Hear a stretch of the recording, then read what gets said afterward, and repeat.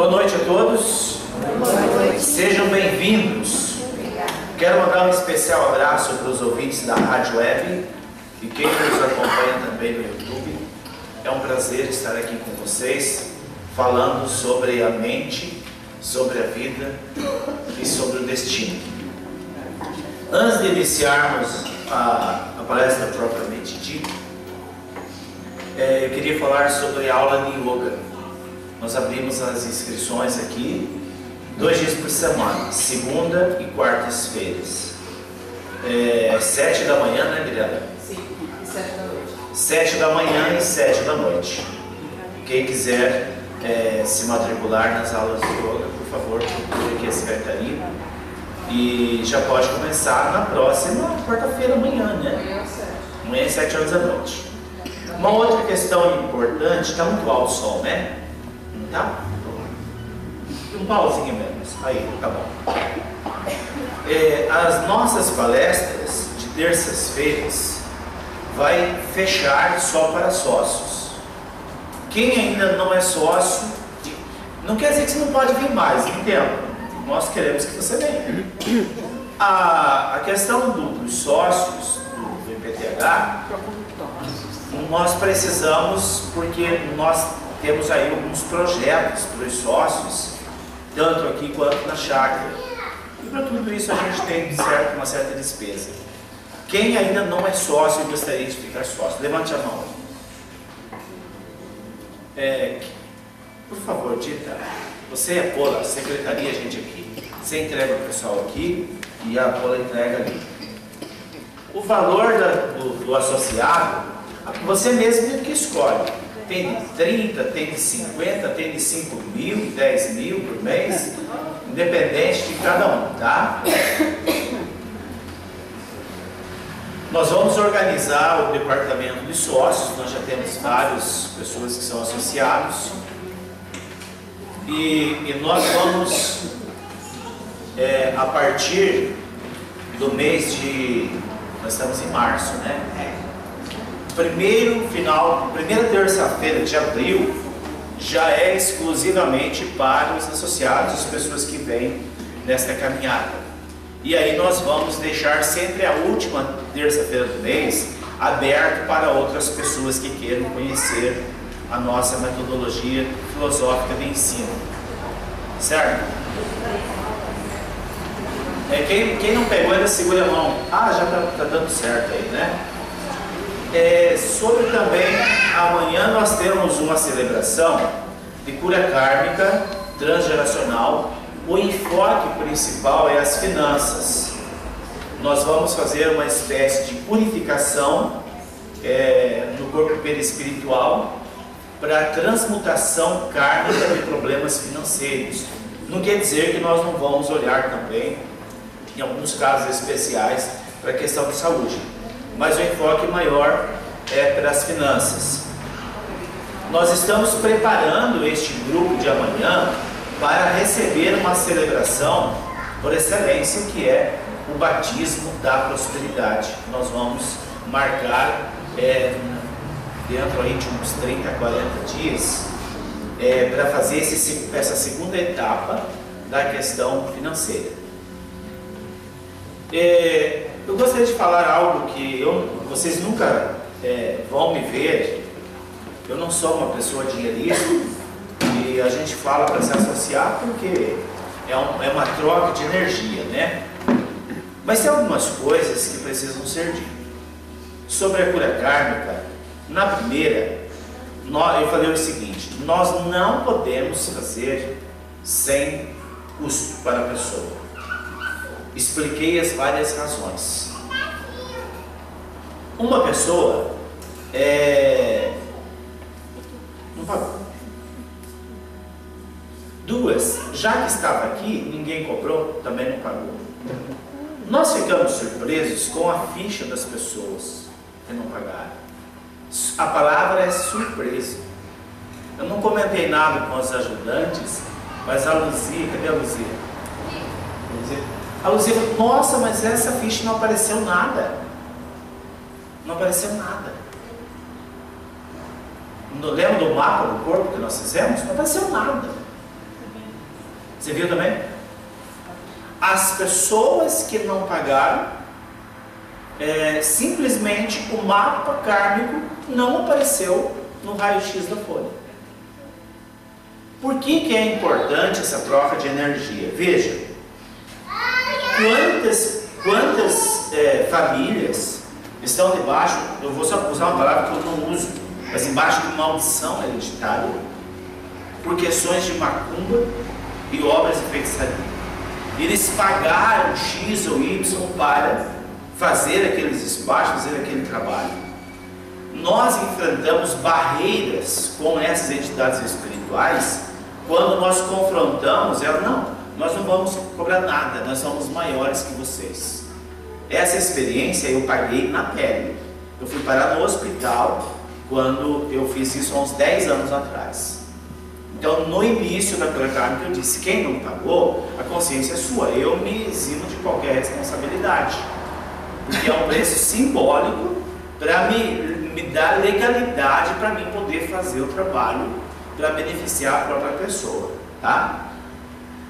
Quero que todos compreendam que o que nós fazemos aqui é o que melhor que nós podemos fazer. A nossa intenção é a melhor, em ajudar a pessoa. Mas em contrapartida, nós precisamos do respaldo da pessoa, da troca de energia, para nos autorizar a fazer aquilo que precisa ser feito. Nas reuniões de terça-feira, por que nós pretendemos fechar? Nós fechamos o ano passado e fizemos 2 reuniões, uma na quarta e continuamos a terça. Não deu muito certo. Eu estava muito sobrecarregado de atividades, não conseguia. Fiz o meu melhor, mas talvez eu não consegui dar o suporte tanto na terça quanto na quarta, porque tinha que escrever o material, preparar o material. E aí esse ano o direcionamento que nós tivemos foi de fazer uma reunião só e abrir uma reunião aberta para os demais. Inclusive o seu Benedito também contribuiu com essa ideia para a gente fazer os associados. Qual o objetivo de vocês estarem aqui na terça-feira? Qual o meu objetivo? O meu desejo, que cada um cresça, que cada um aprenda a dominar a mente, que cada um aprenda a dominar o destino, que cada um aprenda a plasmar o seu próprio destino. Tem acontecido algo muito fantástico aqui no nosso instituto. As constelações de terça-feira, de sexta e sábado, têm efeitos extraordinários, das pessoas até duvidarem do evento maravilhoso que tem acontecido na vida das pessoas. E a gente vê que há um interesse maior do plano espiritual em levantar nesta cidade um grande grupo, um grupo que faça diferença. E tem acontecido algumas coisas aqui com muita frequência, e a gente tem que meio que procurar abafar. Deixa quieto, não fala nada. As pessoas vêm para a terapia, principalmente jovens e adolescentes, e eles têm os dentes habiturados durante a sessão de terapia. Nós não temos nenhum dentista ali, mas é uma prova que o mundo espiritual dá da presença deles. Não vou falar em nome de nenhum, porque por enquanto acho que não é ético. Nós tivemos essa semana eu fiquei sabendo de 2 casos de 2 crianças, mas durante o correr dos meses nós podemos ver que temos centenas de casos de pessoas que inexplicavelmente tiveram os dentes habiturados durante a sessão de terapia, e com um material semelhante, o seu Benedito filmou, semelhante a prata e o ouro. É aquele material que o dentista não usa, e o próprio dentista, nós já fizemos isso em Londrina, fizemos análise um tempo atrás, pedimos para um cirurgião dentista analisar o material, Ele falou, nós desconhecemos o material, que acontece a apuração. E também muitas pessoas têm no corpo físico o sinal, a cicatriz, como se fizéssemos uma cirurgia. São várias as pessoas, não vou falar o nome de ninguém, não vou pedir para ninguém falar, porque é muito pessoal, muito íntimo. Mas é que agora está acontecendo muito seguido. É bom, né? Porque a pessoa tem o seu plano resolvido. E é bom porque a gente sabe que está agradando o plano espiritual e a gente está naquilo que nós chamamos de fluxo da realização daquilo que nós desejamos. Então, meu desejo desta minha terça-feira é que cada pessoa aprenda a dominar o seu destino. Nós temos um material muitíssimo nobre. Saiu hoje a primeira apostila. Nós estamos ainda na fase de correção, mas eu já venho me baseado nela. E nós vamos, na próxima terça-feira, nós já temos o material em mãos. Nós vamos falar novamente do homem de Nardental. Lembram disso? Quem não ouviu essa palestra, levante a mão. Um grande número. Do antropóide, né?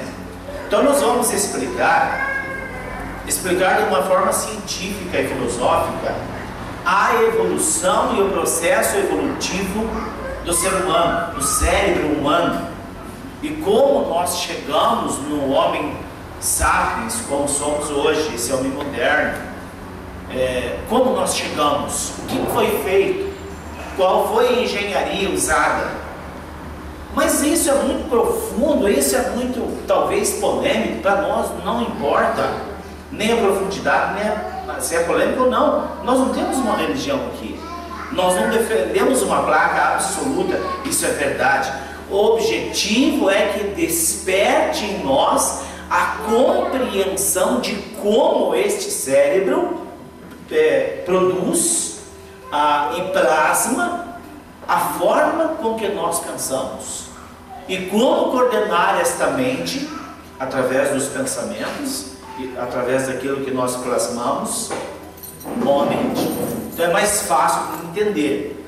Agora, com o material na mão, então terça-feira nós vamos voltar no início da apostila, mesmo que resumidamente, para que todos acompanhem desde o início da primeira palestra que fizemos esse ano. E nós falamos de algumas experiências na terça-feira passada, e falamos da idioplastia, lembra? A idioplastia, a inveja, o ciúme, como isso foi comprovado cientificamente, como a idioplastia ou a inveja pode prejudicar a vida de uma pessoa. E nós estamos falando da idioplastia, nós falamos, porque é importante nós sabermos como se proteger. E agora, nessa palestra de hoje, dando continuidade naquele assunto, eu vou falar rapidamente da experiência científica chamada a experiência das duas fendas. Ainda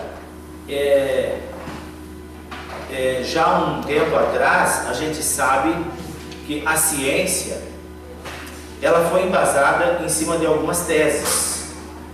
A ciência que fala da ciência humana. E a física quântica é uma das ferramentas por excelência que estava guardada para o século XXI. A partir dos estranhos resultados da experiência científica com a física quântica, pelas quais os cientistas entraram no mundo subpartícula do átomo. Veja, até a física quântica era visto o ser humano como um agregado de nervos e tendões. Não era visto de uma forma holográfica, como hoje, a partir do século XX, com a instalação, a descoberta da física quântica, hoje nós podemos ver, analisar o corpo humano holograficamente, ou seja, uma pequena partícula do cabelo dela, nós encontramos as mesmas memórias dela, da partícula do cabelo, na sola do pé. Hoje a ciência já sabe que é isso, E desta forma que se agrega as memórias dentro do contexto, tanto físico quanto perispiritual. E o que é mais interessante, este mesmo corpo físico, que pode ser analisado holograficamente, pegando pequenas partículas, eu tenho a mesma informação de memórias do cabelo, da sola do pé, é que após a morte do corpo, as memórias não estão mais no corpo. É impossível de encontrar uma memória no tecido, comprovando cientificamente que existe um processo chamado princípio inteligente, princípio modelador, que não está agregado ao corpo. Ele pode estar conectado ao corpo, mas não é o corpo o fator da memória holográfica que nós carregamos. E depois da física quântica, então, dentro desse processo do conhecimento, eles fizeram, vou ler um pouquinho aqui antes para vocês entenderem. A ciência clássica, de qual o mundo extraiu todo o seu conhecimento, de todas as áreas, por mais de 300 anos, olha aqui, 300 anos, a ciência clássica ficou embasada em interpretação de Newton e Descartes. A ciência foi embasada em cima de teoria de Descartes e de Newton. E ele não lidava com o mundo, mas com uma falsa interpretação de um falso mundo. Foi nesta interpretação de Descartes e de Newton que a ciência embasou todo o conhecimento no ser humano. Não estou falando no físico, mas no contexto trino do ser humano. Então, olha aqui o que eu vou ler aqui a história para vocês. O experimento. Um anteparo de duas fendas ou dois orifícios verticais foi colocado um filme impressionado por partículas. Imagine que isso aqui é o experimento, tem um buraco aqui, um orifício aqui e outro aqui. E tinha um aparelho que disparava uma partícula de energia nesta fenda e nesta fenda. E estava ali exatamente máquinas fotográficas e filmadoras para captar a reação do disparo da partícula da energia. Qual foi a surpresa que Einstein teve? Acredito que por providência divina, eles foram olhar na fenda de carro. E quando eles olhavam e davam um disparo, aquela partícula se transformava numa onda de energia plasmadora. E aí eles, não, mas alguma coisa está errada.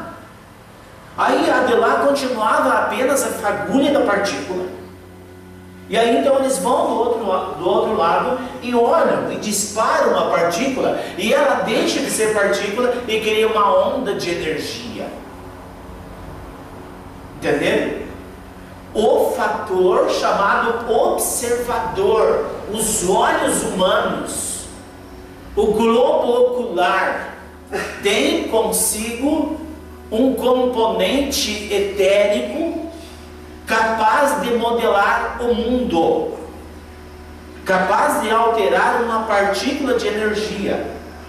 Isso prova cientificamente o nosso potencial criador e plasmador de destino. Vamos ver a observação aqui de Einstein.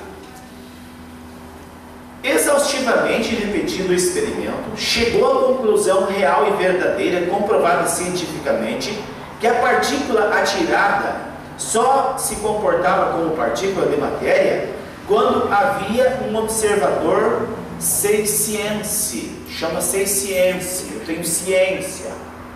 Um homem, um observador. Um ser humano observando o experimento.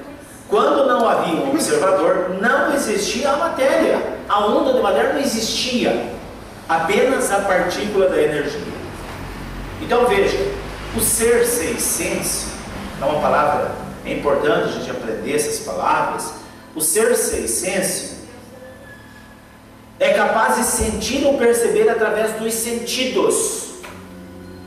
Isso já há mais de 300 anos, o mundo inteiro já sabia que os sentidos físicos, os 5 sentidos trabalhados, dá ao ser humano uma extrema potência na materialização dos seus projetos. Por isso que nós falamos aqui da observação dos segmentos e dos exercícios dos 5 sentidos.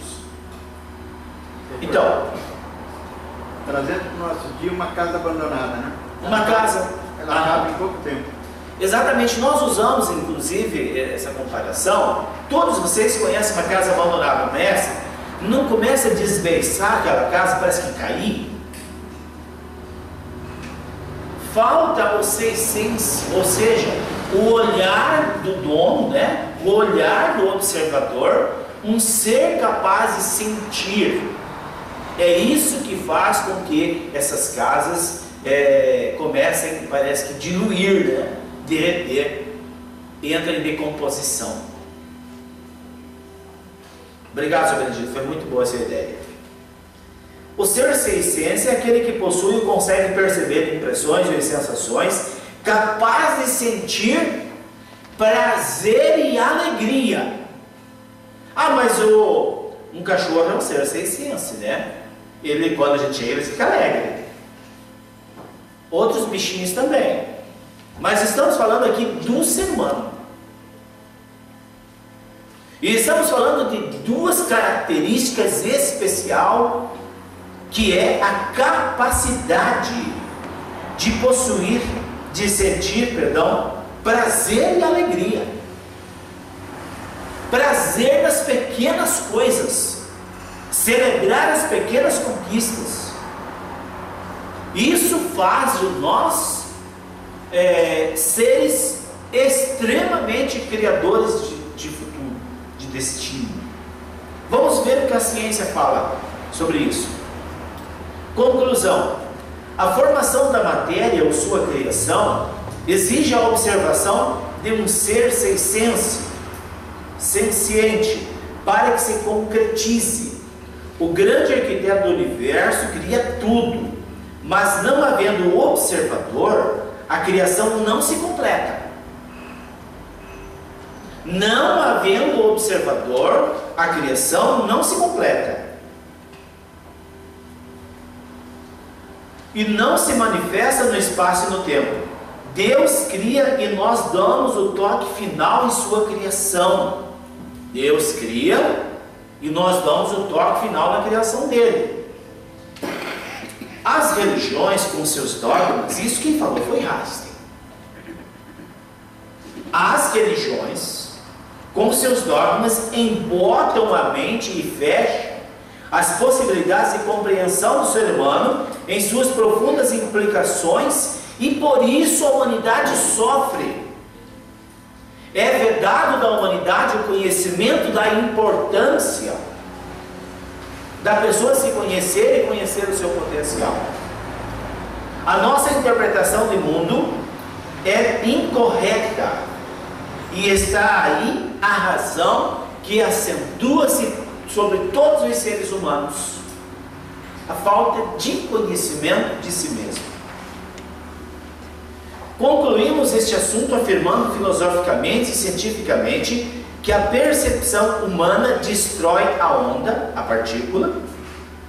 Isso é, tudo no universo está sob a forma de onda ou energia, e só a observação humana provoca o colapso das ondas, que instantaneamente se transforma em partícula, isto é, em matéria. E é assim pela observação que se concretiza o universo. E pela propagação de sinais visuais, os nervos ópticos e o sistema neurológico humano liberam energias muito mais superiores que os chamados gravitons, chamado pela química. O nervo óptico e o sistema neurológico do ser humano ela emite uma energia, vibração, muito superior aos gravitons, que é a unidade de força gravitacional. Por isso, a observação humana destrói a superposição de alternativas. Não haverá alternativas, mas só partículas. Bem complexo falando de química, né? Não sou químico, mas a gente dá umas pinceladas. O que quer dizer o seguinte: se não haver a observação, por si só a matéria se destrói. Nós já falamos do exemplo da casa abandonada. Por si só ela se destrói. E ao mesmo tempo que, se esta observação for carregada de emoção e tristeza, emoção negativa e tristeza, destrói mais do que bomba atômica. Mas se a emoção for positiva e a alegria, ela constrói. Entenderam? O livre-arbítrio. Depois do árduo trabalho, aqui eu já estou voltando na explicação da primeira, segunda e terceira aula deste ano sobre o homem de Neandertal. É o antropóide, aquele homem primitivo. Depois do intenso ou extenso, qual que é a diferença? Extenso trabalho, né, professor Ernest? Estamos rodeados de professores que falam errado. Depois do extenso trabalho dos engenheiros siderais, instalou-se no homem de Neandertal, aquele homem primitivo, o cérebro reptiliano e o cérebro emocional. Aí então aquele homem primitivo passa a gozar de um propósito e um princípio de liberdade chamado livre-arbítrio. A partir da instalação do cérebro emocional, o homem passou a gozar das mais nobres possibilidades, escolher o seu próprio destino. O homem passou a ter o livre-arbítrio e decidir sobre os seus atos, visto que ele tem a liberdade de pensar, falar e agir. Sem o livre-arbítrio, o homem seria um ser robotizado, com a consciência embotada. Gente, a palavra embotada significa fechada, vedada, blindada. Por isso que toda a filosofia espiritualística ou religiosa que tenta te botar dogma e você tem que seguir porque tem que ser assim, não te serve. Eles vão embotar a sua consciência. Doutor, nós não fomos criados imagem e semelhança de Deus? Sim. Mas fomos criados um ser não pensante?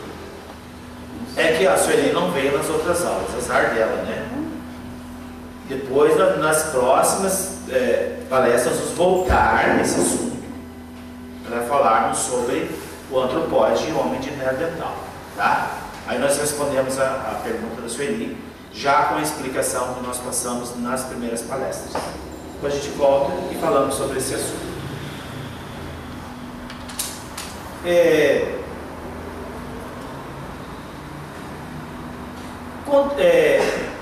Sem o livre-arbítrio, o homem seria um ser robotizado com a consciência embotada. Ponto. Agora eu vou responder a pergunta do Sueli.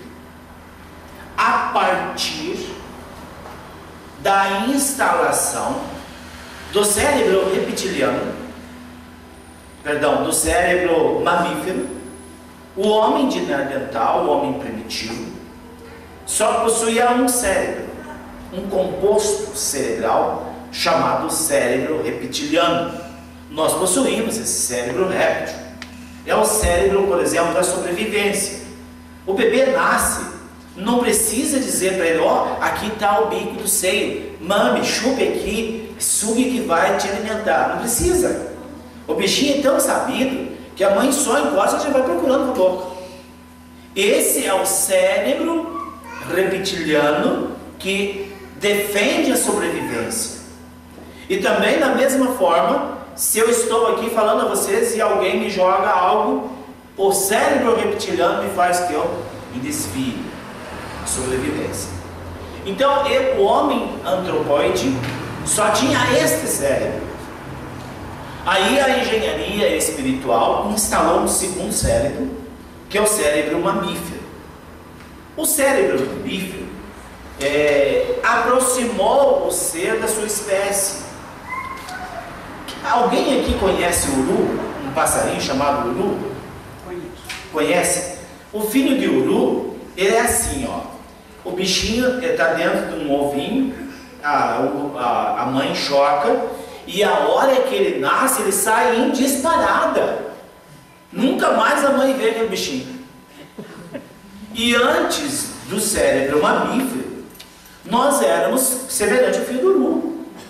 Nós não tínhamos o vínculo com os nossos semelhantes, com a mãe, com o pai, com os parentes. Então a engenharia espiritual colocou esse cérebro para dar o sentido de família.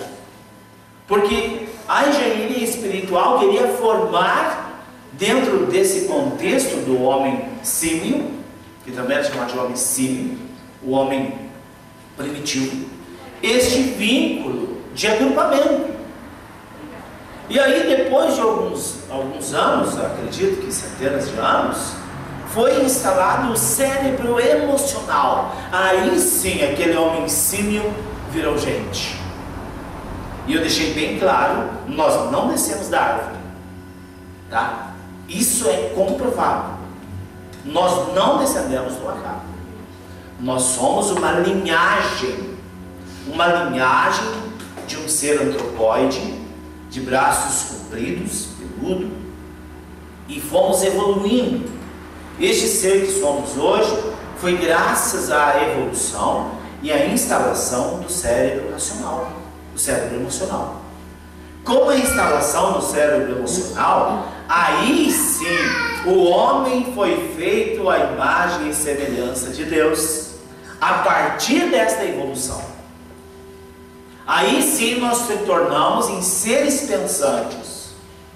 E por que então o macaco, por exemplo, se nós fôssemos descendentes do macaco, por que o macaco não seria filho de Deus como nós? Claro que é uma criação, né?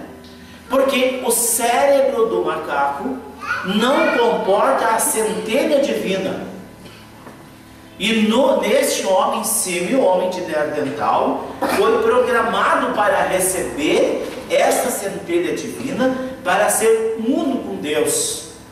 E aí que nós passamos a ser um ser tricotômico, composto de corpo, alma e espírito. E aí é que se instalou então aquilo que chamamos de livre-arbítrio. Agora, com esse cérebro emocional, eu posso pensar, eu posso decidir, eu posso tomar decisões, certo ou errado. Mas de quem é a responsabilidade? Minha. Tita, pega um copo de água, poxa, vai ajudar. Sem gelo. Pega da torneira. Entenderam, gente?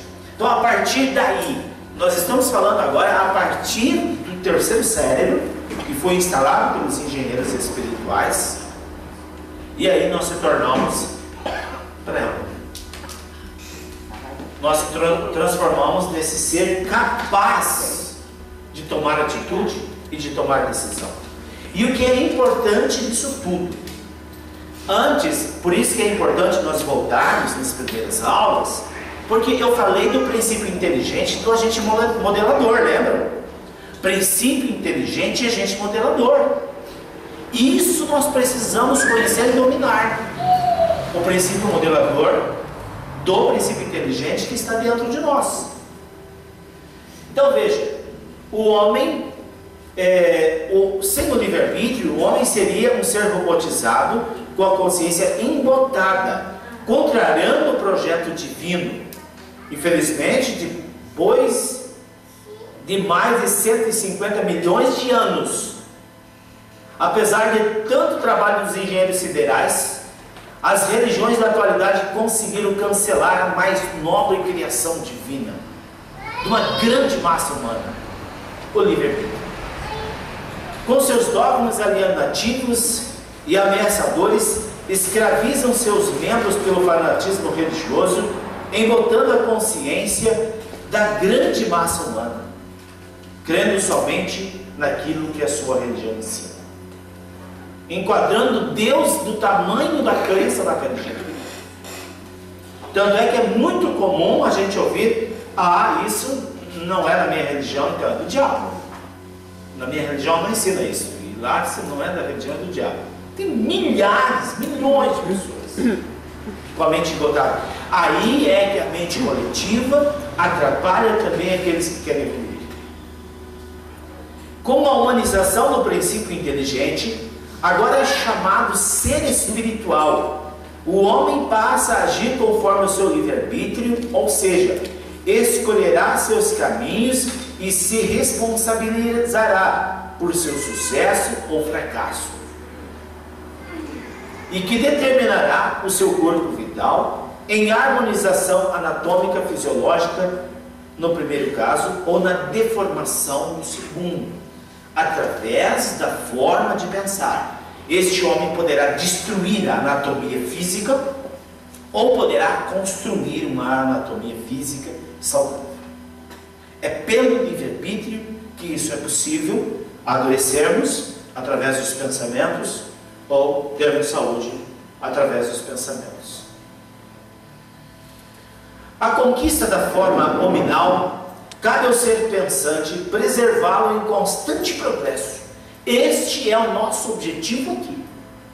Que você, um ser pensante, continue sempre em constante progresso, pois você será, se não é ainda, você será o modelador do seu destino através dos comandos mentais, que você, a partir do conhecimento desse mecanismo, poderá fazer com que esses comandos te conduzam aonde você quer ir.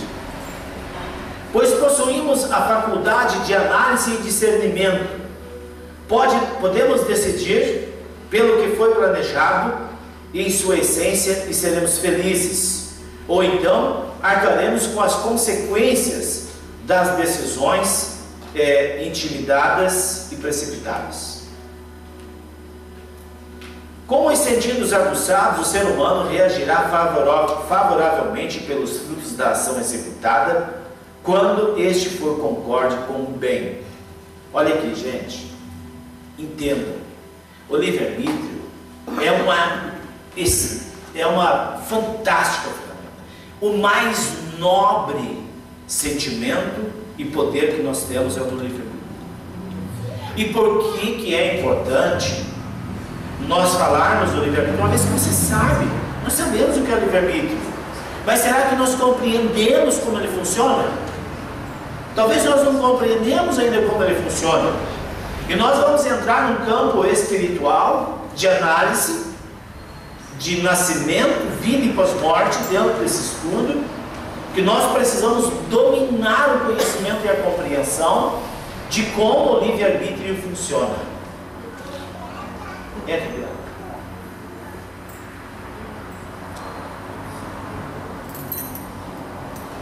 O embotamento que falei anteriormente cega a pessoa, e esta agirá de maneira oposta, contrariando os princípios do amor, da justiça e do amor. Jamais poderemos dizer que a opção pelo caminho errado, ou pelo mal que se dá por efeitos de depressões biológicas ou psíquicas herdadas. Gente, olha aqui. Eu estou nessa situação porque a minha família é problemática. Eu estou nessa situação porque eu não recebi herança, eu não recebi ajuda, minha família me detestava. Algumas pessoas dizem isso. Não. Você está nessa decisão porque, pelo livre-arbítrio, pelo poder de decisão, pelo embotamento da sua consciência, você não tomou consciência que você é o responsável pelo seu destino, pelo seu fracasso, pelo seu sucesso. Lá atrás você deixou a corda solta. 20 anos, 30 anos atrás.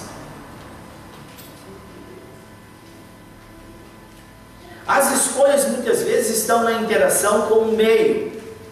Tampouco podemos justificar o mal com a coação de fatores sociais, políticos e econômicos, morais ou amorais vigentes.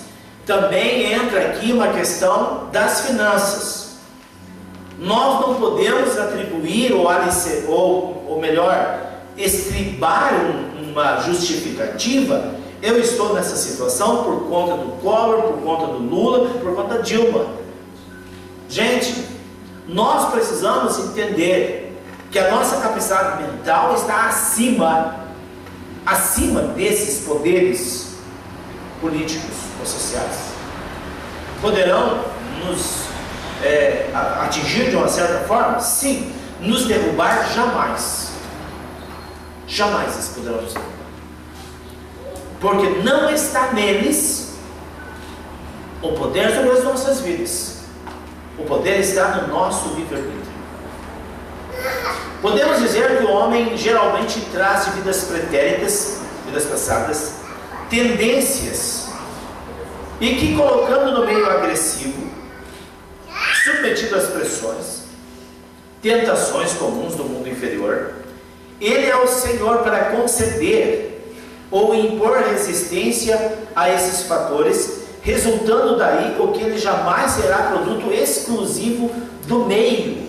Gente, nós trazemos em vidas pretéritas tendências. Essas tendências, submetidas à pressão, à tentação, à facilidade, poderá nos levar à perdição. Poderá. Mas em absoluto, nunca, jamais, nós seremos frutos exclusivos do meio social em que nós vivemos, ou familiar. Somente se nós deixarmos fugir pelas mãos dos erros. O livre-arbítrio é guiado pela intuição das leis divinas gravadas na consciência de cada ser. E isso é suficiente para responsabilizá-lo. O livre-arbítrio é guiado pela intuição. O livre-arbítrio é guiado pela intuição das leis divinas gravadas na consciência de cada ser.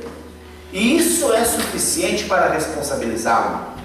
Agora, como nós vamos sentir, intuir o nosso destino para comandar o nosso livre-arbítrio, se nem mesmo os 5 sentidos nós treinamos?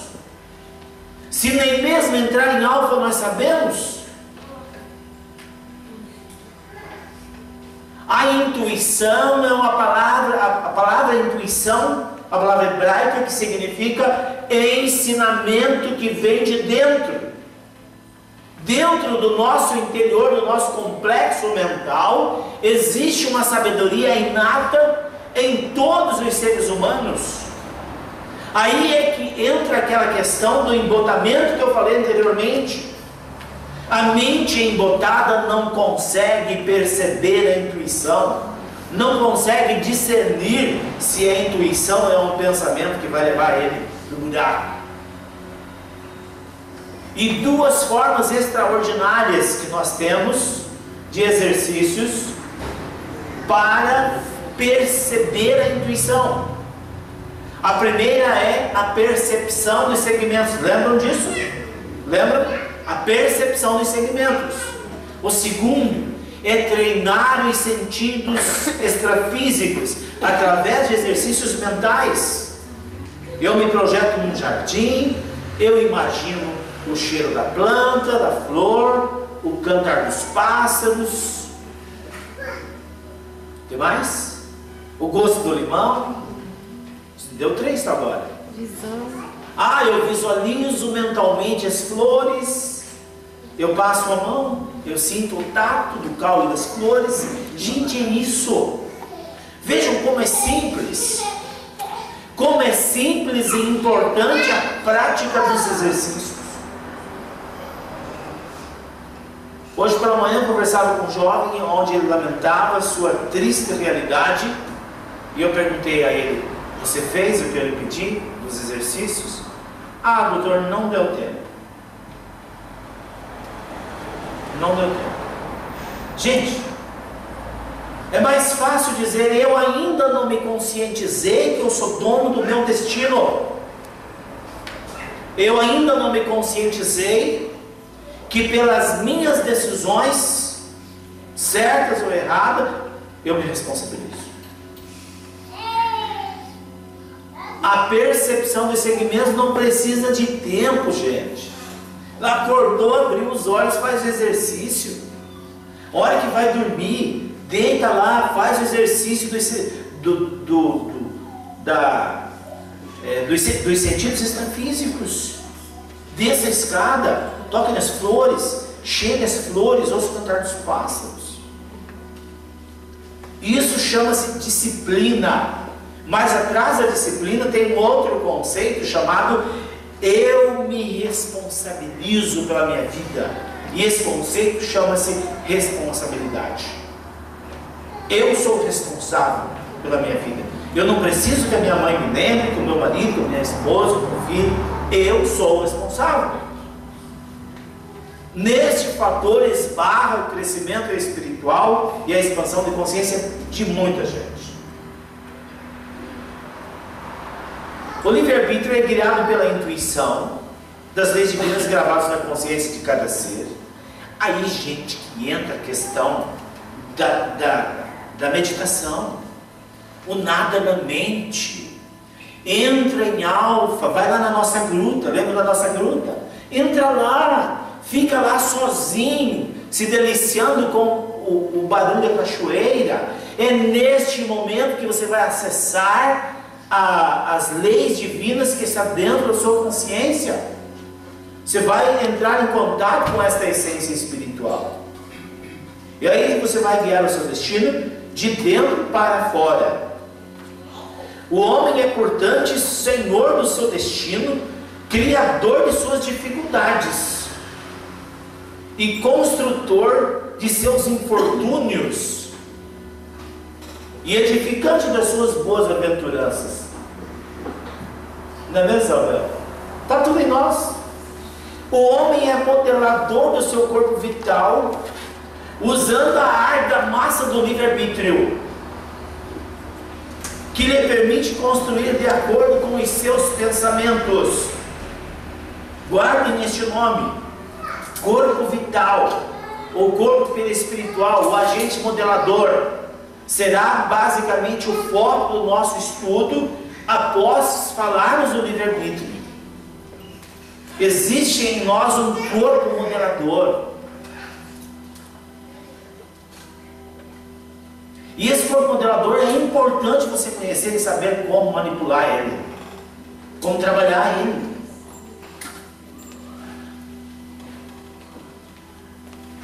A psicanálise é a ciência da alma. Além de olhar para os condicionamentos dos seres humanos, passou a buscar a subjetividade da natureza do ser humano e suas explicações para aqueles comportamentos antes não entendidos, apresentados no final do século, passando sua mais nova teoria de inconsciente.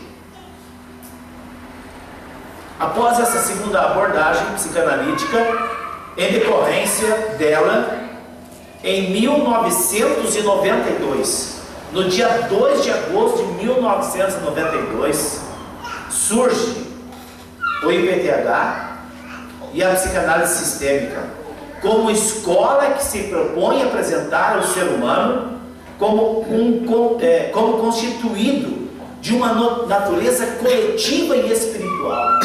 Desde o dia 2 de agosto de 1992, nós falamos esta mesma linguagem. O homem é constituído de uma natureza coletiva e individual, e ao mesmo tempo nós buscamos explicar a natureza espiritual de cada ser humano, a natureza espiritual da alma. A psicanálise aliada à teologia clínica criou o mecanismo de penetrar nos meandros das relações do ser humano com o seu ambiente e com as circunstâncias que o cercam, e dedica-se a essa nobre ciência em conhecer as formas que ele percebe os acontecimentos e como o homem atua nos acontecimentos da sua vida para que haja ressignificação. Ressignificação significa mudar o quadro. E este é o nosso empenho: trazer a vós conhecimento para que você possa penetrar nos meandros das relações que você tem, relações com a vida, e ressignificar aquilo que precisa ser ressignificado. O IPTH criou uma nova escola psicanalítica com abrangências superiores, acrescentando novas luzes sobre o entendimento da alma. Vemos o ser humano em suas múltiplas visões e nos escapa a compreensão das profundezas da natureza essencial da alma humana, criada em imagem e semelhança de Deus. Digo aqui que por mais que a gente estude, por mais que busque, que pesquise, que tente entender, nos escapa a compreensão de tão profundo que é a alma humana. E aí diríamos, o que seria de nós sem essas partículas de conhecimento? Quando nos referimos ao inconsciente, estamos querendo incluir, além dos sentidos, de não fruto da vida consciente, e que não cabe na consciência, e que é oriundo de experiências também de vidas passadas, o que espontaneamente decorre em natural das ideias e emoções internalizadas, os conteúdos da memória perispiritual, e sempre falamos, somos eternos aprendizados da alma. Oi, meu amor. Por muito tempo se pensou na alma, gente, por muito tempo se pensou na alma como produto do corpo, e este como oriundo das combinações causais da química dos elementos abundantes da natureza. Por muitos anos, há mais de, para vocês terem uma noção, Freud, 1800, 1900, Freud começou a falar da alma como um produto, um subproduto dessa tricotomia. E antes falava num sentido religioso, mas não no sentido humano. A psicologia tradicional, limitada e inoperante, seguindo a esteira da medicina mecanicista, baseou suas premissas na fisiologia, como todas as ciências humanas, de que o corpo é a causa como tal, e deve ser objeto exclusivo de investigação para desvendar os mistérios que o envolvem a natureza essencial do ser humano. Aqui eu estou dizendo o seguinte, que a psicologia tradicional, ela segue a mesma esteira da ciência mecanicista. Ou seja, a causa é o corpo. Eu tenho que estudar o seu corpo. Eu tenho que olhar para que jeito você mexe com o corpo. Isso está ultrapassado. Pouco ou nenhum espaço restou até então para se pensar no ser humano numa visão holística. A palavra holística é ver o homem em um todo, corpo, alma e espírito, e ainda um ser integrante à natureza. Nós somos irmãos dos rios, das fontes de água, da natureza, dos animais.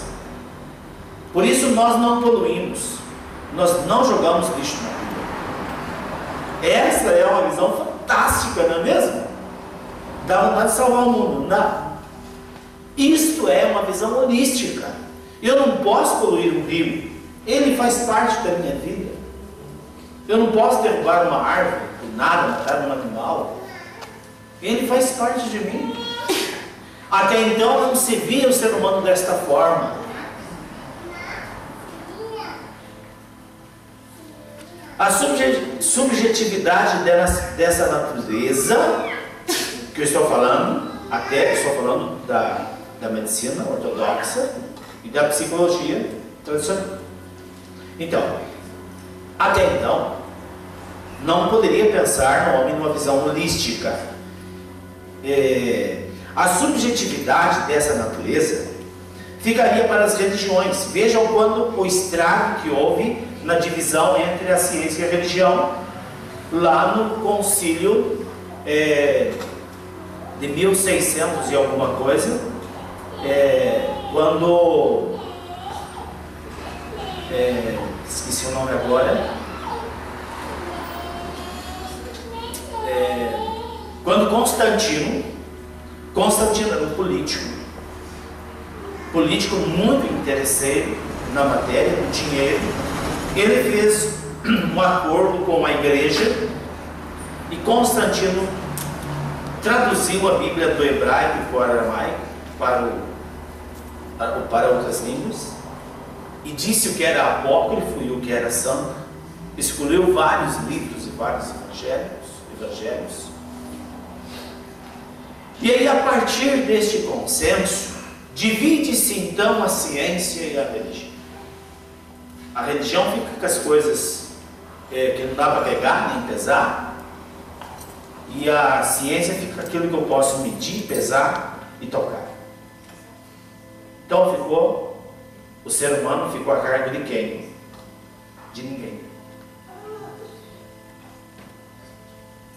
Por isso, do atraso, da pobreza do conhecimento espiritual que se tem, o atraso do conhecimento da mente é muito grande e o prejuízo é muito grande.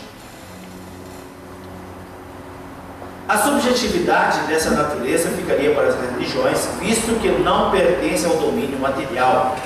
Ao passar para as religiões, a essência humana sofreu a influência do dogma, com a intenção de manter o ser humano no cabresto e na pobreza, produto da ignorância, da fé cega, causando a maior catástrofe para o ser humano.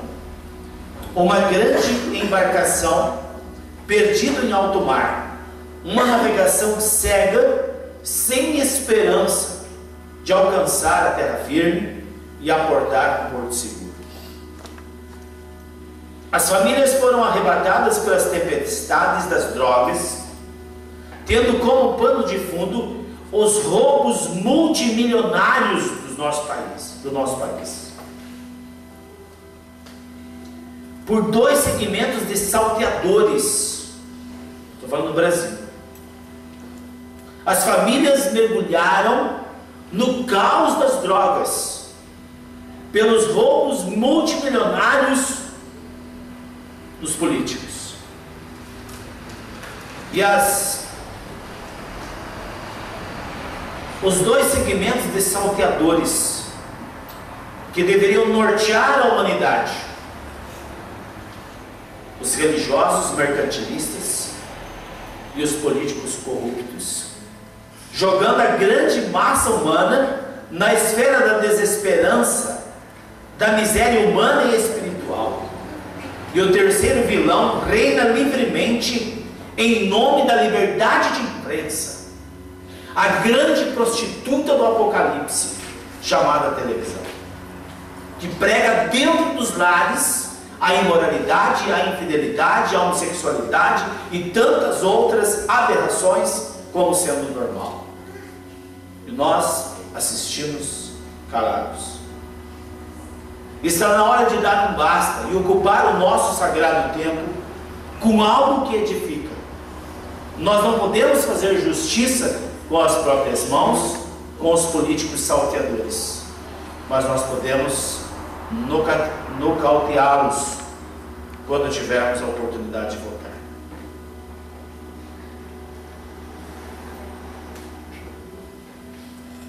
Infelizmente, no século 21, repete nos lares invigilantes o efeito dos Césares. Lembram dos Césares, dos imperadores? Quando o povo se revoltava, dá pão e circo para o povo. Eles dançam, eles se alegram, eles bebem, eles comem pão, está tudo bem. Está na hora de nós tomarmos posição O primeiro passo a dar é tomar uma posição diante das nossas vidas e diante do nosso destino. Nós não queremos pão e circo. Nós queremos evolução pessoal. Nós queremos evolução espiritual. Nós queremos aprender a dominar a nós mesmos. Como podemos criticar e nada fazer, se nem a mesmo nós mesmos nós nos conhecemos? Não conhecemos a nós mesmos. Fica o convite aqui, meus queridos. Chega de pão e circo. Não serve para nós. Nós somos esclarecidos. Vamos buscar a nossa independência. Vivemos o caos espiritual, semelhante às pragas do Egito. As trevas densas foram as mais desesperadoras e devastadoras de todas as pragas. Lembram das pragas do Egito? As trevas densas eram como uma espécie de uma cerração densa, grudenta, não deixava ver daqui a ali. Essa foi a mais pestilenta, desesperadora. E novamente se instala no nosso Brasil trevas densas. O caos, vivemos o caos político, o caos espiritual. Não estou falando de uma ou de outra religião, o caos espiritual. Se constrói no Brasil o templo mais caro do mundo com o dinheiro dos pobres. Mas o que dizer então do Big Brother que arrecada milhões e milhões? Alguém de vocês ligou lá para sair fulano e ficar assim? Não. É a armadilha do pão e circo para os pobres.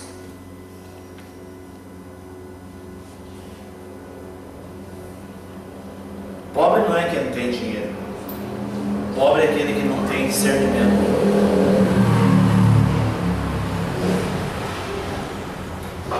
Foi em 1998, na Convenção de Genebra, que percebemos uma leve mudança nas modernas concepções a respeito dos paradigmas científicos.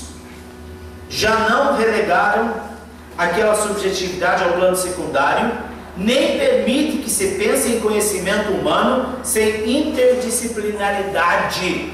1998, a visão de ser humano começou a mudar. Anda ainda a passos muito lentos, quase insignificante. A psicanálise como ciência da alma tem dado uma importância e contribuição ao mundo, avançando no estudo da subjetividade, abraça a natureza espiritual do ser humano. Com todos os avanços, ainda a medicina e a psicologia tradicional são os avatares da ignorância humana. Os avatares da ignorância humana. A psicologia moderna, a psicologia tradicional e a ciência. Eles criam na nossa mente que tomar um Doril a dor subiu. Não precisamos fazer mais nada. Tomar um Doril, acabou a dor. Ou então vai no psiquiatra, toma um monte de remédio, não precisa você tratar o seu eu. Você vai ficar dopado, mas fazer o quê? Não tem outro jeito. Você vai morrer mesmo. Se você morrer daqui 50 anos, daqui 10, qual é a diferença? Tratar é importante, é preciso.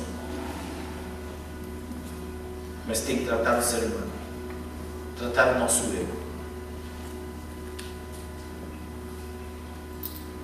Enquanto isso, nos consultórios de psiquiatras e psicólogos, aonde a alma é ignorada, os detentores de problemas psíquicos são consolados pelas rotulações de diagnóstico socialmente aceito. E esses sofredores têm seus sofrimentos agravados em sua complexidade, e os fenômenos transcendentes acontecem sem pedir licença ao saber constituir. Eu tenho uma grande revolta dentro de mim, vocês percebem isso quando eu falo. quando eu atendo aqui pessoas com pulsos cortados, com o pescoço com a marca dos fios, das cordas. É constante no consultório. São vidas que são jogadas no lixo por os avatares da ignorância. É importante a medicina, a alopatia? Claro que é. Mas não pode perder o senso do ser humano. Não pode esquecer que dentro desse corpo existe um espírito, uma alma, uma vida.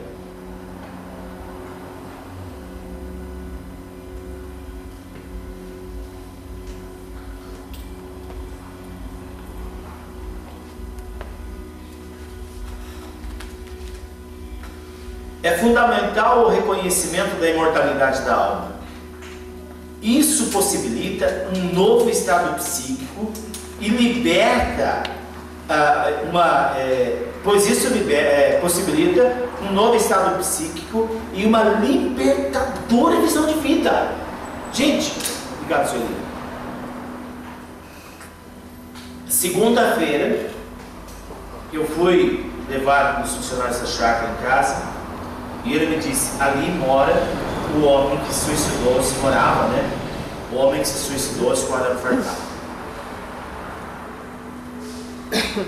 Conversei com alguns dos familiares, perguntando sobre o fato, como ocorreu. E esse jovem rapaz sempre teve delírios místicos.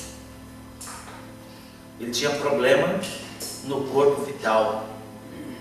Ele desequilibrava espiritualmente. E ele se envolveu em busca de ajuda na religião. E ele então era o endemoniado. Por conta desse estigma, ele abandonou, começou a usar drogas, bebidas, segundo a família, perdeu o encanto. Chegou ao caos do suicídio.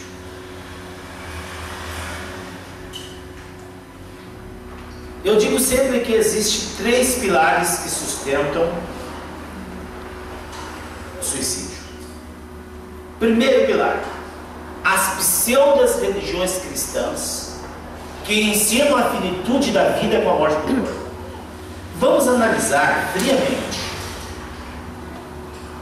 Se eu morro e durmo até a ressurreição, por que eu vou ficar padecendo aqui? Vou dormir, vou dar um jeito de entrar no sono profundo, nem que seja com arame farpado. Não é verdade? Essa é a mãe perniciosa do suicídio. E o segundo são os traumas de desamor na concepção e no ventre materno. E para arrebatar o terceiro pilar é a indústria maligna dos laboratórios. Entre no nosso Face e vejam o depoimento do Prêmio Nobel de Química de 2009, um alemão. Ele fala nesse depoimento que a indústria farmacêutica não produz remédio para curar, produz droga para cronificar a doença. E uma vez viciado na droga do remédio, é a morte ou o vício até o final, se a pessoa não tiver força. Nós não podemos assistir isso de camarote. Nós temos que avisar os nossos. Tem um outro caminho, o caminho interior, o caminho da solução. E não é o suicídio, a fuga da vida, a solução para os problemas. Nós constituímos os problemas. E nós mesmos que constituímos os problemas, podemos edificar a solução. Está dentro de nós esse potencial que capacita esta construção de acordo com o nosso querer. Um salto evolutivo e qualitativo será dado quando ao menos na prática clínica se entenda que a natureza transcendente da alma humana, enquanto isso não ocorrer, campeiam as diversas formas de obsessão espiritual, muitas vezes decorrente dos distúrbios de natureza psicológica, principalmente os que se referiu Carl Jung em 1875. Faz bastante tempo que este fenômeno psicanalista de Jung levantou a questão. O que abala a humanidade e passa despercebido é a obsessão espiritual. 1875, Jung já falava em alto e bom tom que o que abalava o emocional, o que abalava as pessoas, o que levava ao caos, era a obsessão espiritual. Pena que a morte silenciou este homem, mas ele deixou uma herança abençoada. Jung era um psiquiatra, ele era discípulo de Freud, e ele não concordava com a visão de Freud, que tudo era libido, que tudo era questão da sexualidade, e ele vai então para a Índia, e ele estuda, e volta para a Europa com outra visão sobre o ser humano. E então ele humaniza a psicologia e a psicanálise junguiana, trazendo uma nova visão sobre a vida e sobre o futuro. Nós vamos falar agora, vocês entenderem, tem alguma dúvida sobre a questão do livre-arbítrio? Eu fiz questão de falar essas coisas, mas que não tem nada a ver com o livre-arbítrio, para ver como o livre-arbítrio pode ser cerceado, como ele pode ser anulado, cancelado. Agora nós vamos entrar no capítulo seguinte, chamado, eu vou falar primeiro aqui, eu escrevi sobre um título aqui chamado Caminhos de Iluminação. Depois nós vamos falar da lei do karma. São muitos os caminhos da vida, mas poucos são os que nos levam ao lugar em que almejaríamos estar.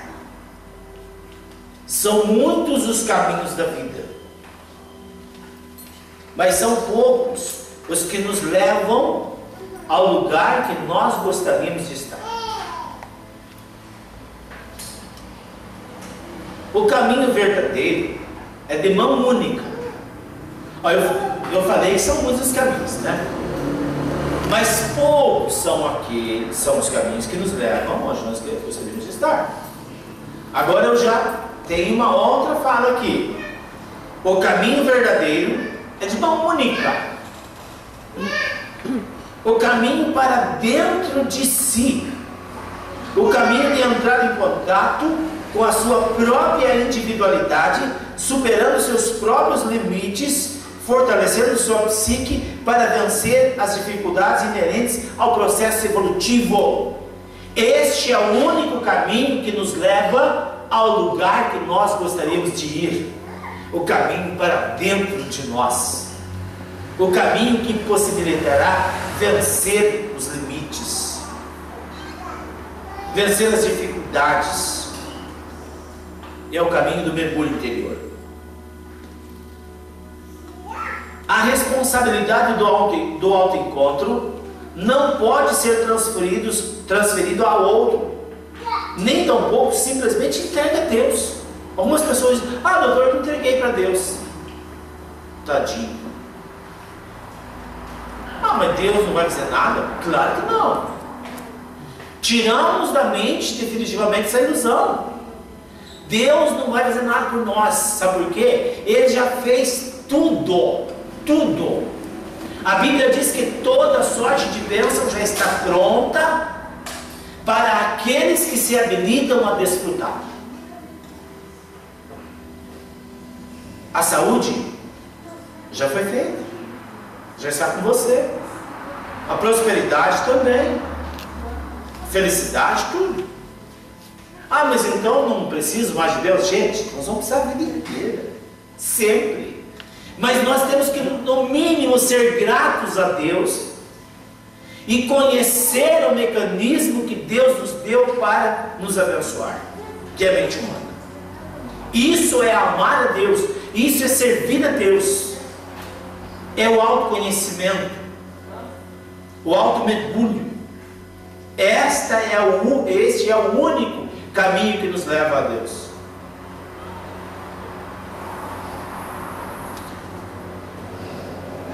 É um processo de disciplina pessoal através do treinamento da mente. Não tem outro caminho, gente. Não, mas pare aí, olha para mim aqui. Não é fácil esse caminho? Não é perto? É ou não é, Paula? É um caminho simples. Gente, 15 minutos de manhã, 15 minutos à noite de treinamento mental. Mas é difícil entrar na disciplina. Exatamente, foi o que eu falei aqui. É um processo de disciplina pessoal. Por isso, gente, é importante o mecanismo da lembrança, da memória. Lembra dos papeizinhos que eu falo sempre? Escreva um papelzinho, 10, 20 papéis. Escreva percepção e segmentos.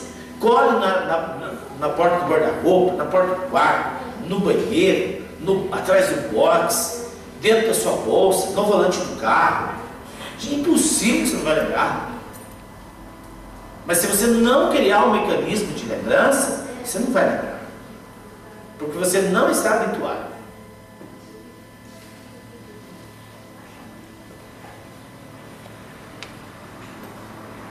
Eu vou ler só o primeiro parágrafo aqui para nós introduzirmos.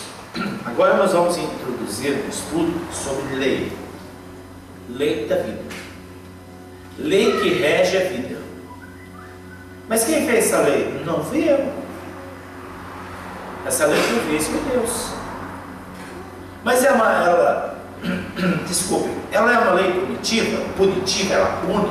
Não. Mas Deus pune as pessoas? Também não. Mas então, que história é essa de sofrer por causa dos problemas que nós cometemos ou fizemos? É a lei da ação e reação. Toda ação tem uma reação. Esta é a lei. Aquela dita pelo Mestre Jesus, quando ele disse da lei da semeadura: o homem colherá aquilo que plantar.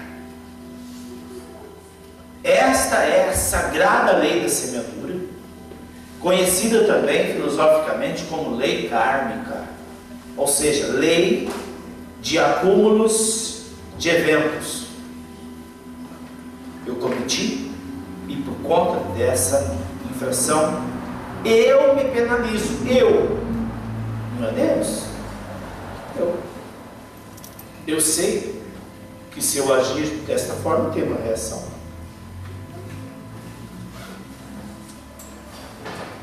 O acidente aéreo na selva amazônica, ou outros que simplesmente a aeronave simplesmente desapareceu, não achou, ninguém viu, nem vestígio da aeronave, e muito menos da tripulação. Pare e pense. As mortes coletivas. Por que aquelas pessoas estavam juntos naquele voo? Por que eles estavam juntos naquele carro? Tem alguma razão?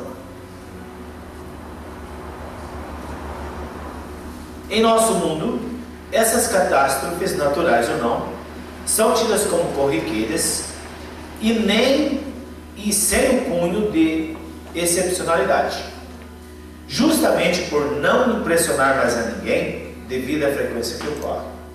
Mas um evento como esse, podemos fazer inúmeras reflexões que certamente deixarão as mentes mais céticas, se não a certeza, pelo menos a possibilidade da existência de uma lei que regula tais ocorrências. Até os mais céticos, se estudarem, vão se questionar. Mas espera aí, eu posso não ter certeza, mas tem uma grande possibilidade de existir uma lei que rege esses eventos. Eu sempre digo que o acidente é o fator mais perfeito de cronometragem. Eu acho impossível ter algo tão cronometrado como um acidente.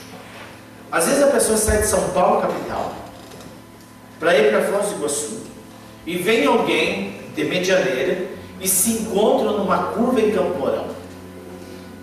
Quem que determinou o encontro exatamente naquele segundo? Será que foi a causalidade? Ou será que existe uma lei determinando? E outros acidentes corriqueiros que ocorrem, aí não entramos mais numa observância de cronometragem, mas entramos numa observância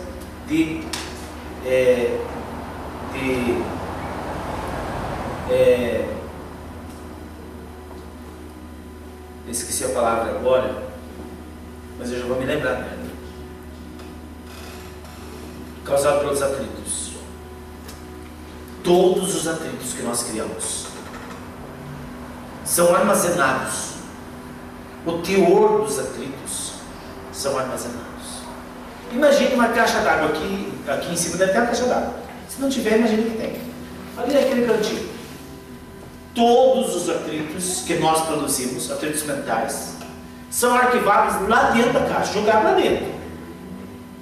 Um atrito hoje, um atrito com o outro, eu sou muito intempestivo, atrito com o meio mundo, eu tenho razão, o mundo tenta contra mim e a minha caixa d'água está cheia.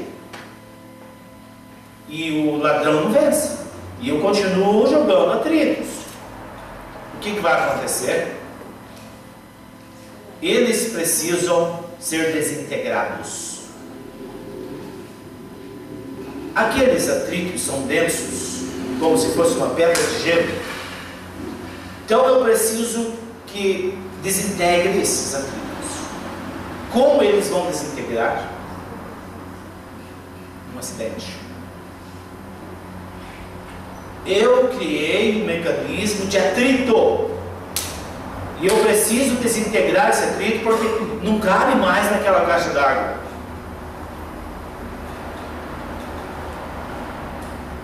O atrito pode ser até fatal.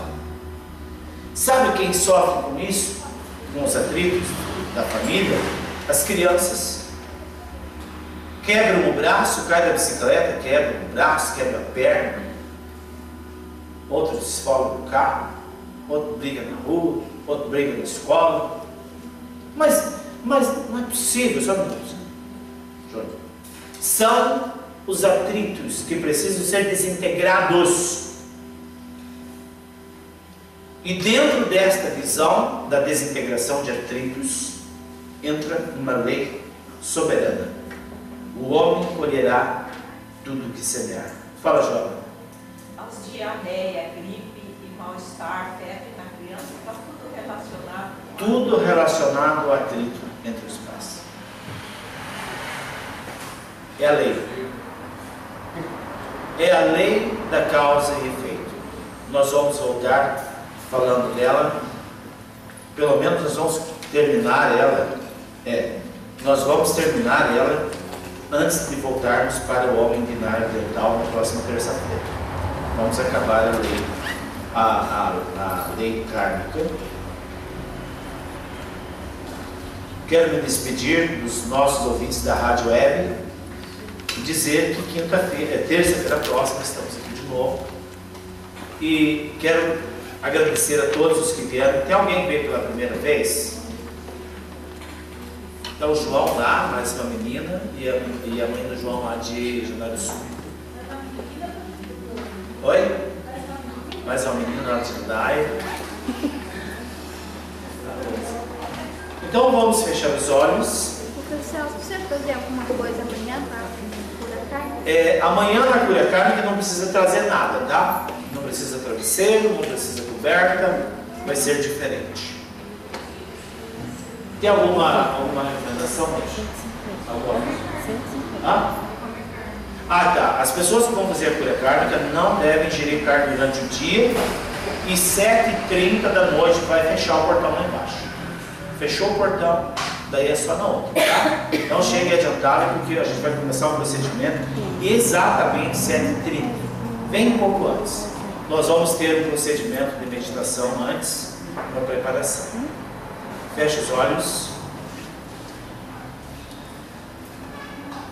Obrigado, Deus, por este momento maravilhoso que tivemos aqui para falar de algo tão importante, a vida humana. Pedimos nesse momento que os anjos ministradores de Deus continuem nos ministrando enquanto dormimos, para que nós possamos aprender a cada dia mais sobre os mistérios da vida e para que possamos dominar o nosso destino de acordo com o mecanismo que possuímos. Peço agora neste momento que o anjo guardião de cada um de nós leve-nos em paz para os nossos lares, felizes, abençoados e protegidos, que possamos encontrar aqueles que nos esperam radiantes de felicidade. Amém. Me ocorreu uma pergunta que vocês não fizeram, mas eu respondo na terça-feira que vem. Então, todos os atritos, eles são desta forma, o resultado? Eles precisam desintegrar assim, numa batida, numa pancada, numa briga? Sim ou não? Não. Que bom, né? Que bom que não. Terça-feira, lembrem que eu volto a falar sobre essas coisas. Grande abraço a todos.